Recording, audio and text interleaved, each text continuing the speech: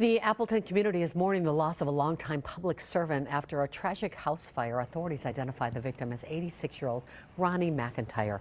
Officials say McIntyre called 911 himself last Wednesday to report a fire in his kitchen on North Meade Street. Firefighters pulled him from the smoke-filled home. He later died at a hospital. McIntyre was a retired lieutenant with the Appleton Police Department, serving 36 years on the force before retiring in 1999. Even in retirement, he continued to serve as a school crossing guard up until his passing. The cause of this fire remains under investigation.